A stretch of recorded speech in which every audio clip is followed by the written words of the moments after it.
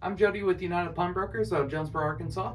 Today I have a very interesting kind of a collectible 22 rifle. This is a GSG imported by ATI. It is a model of the STG44 or the Storm Gewehr.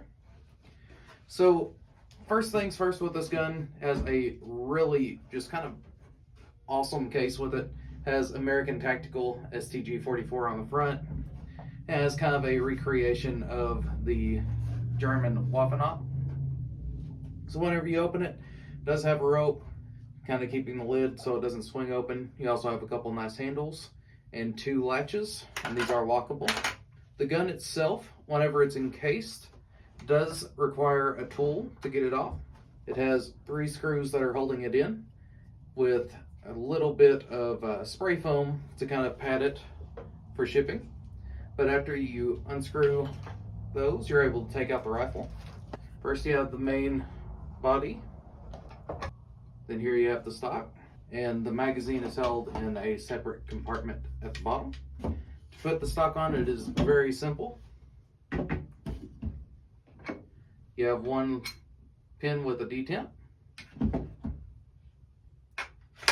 Slide it into place.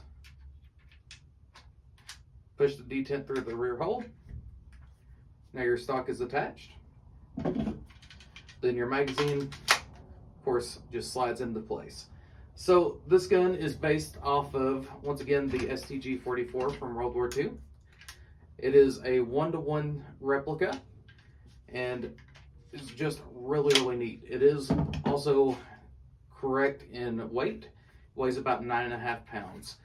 So what is so extraordinary about this gun is that it was kind of what fathered the idea of the modern assault rifle, which then in turn kind of adopted itself onto a lot of our sporting rifles that we use today. This gun was originally chambered in 7.92x33, which was one of the first kind of intermediate cartridges that was used in a rifle. But this, of course, is scaled down to 22 for the internals. The original capacity was 30. And the 22 in turn is actually 25. They did a really good job at modeling the magazine for this rifle, and it does not have a giant window that goes all the way through. It is just on one side. So this gun, being a replica and being legal to own for most of the civilians, it is not select fire, so it is semi-auto only. It does not go into full auto, but the safety switch is in the same place. Your charging handle is here. You can lock it up.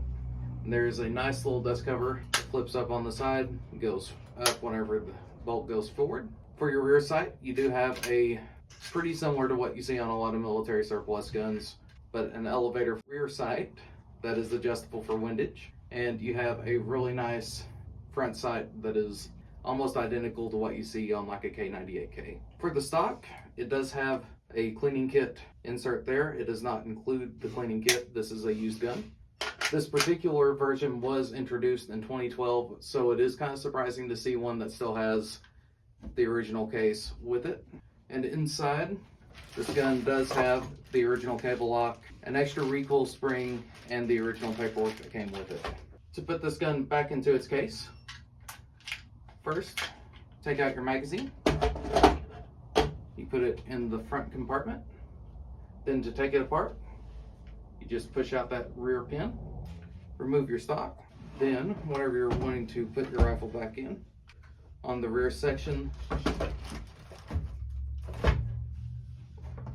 there is an inset that you put the rear of the receiver in, and the muzzle will go flush to the other side. Then for your stock, for her to retain the pin inside, will go in kind of upside down compared to the rifle. It'll sit nicely against the cutouts that are designed for it. But overall, a really neat gun that we don't see very often, and especially comparison to the original, this is much easier to get your hands on and a lot cheaper to shoot. So come and check it out. Thank you.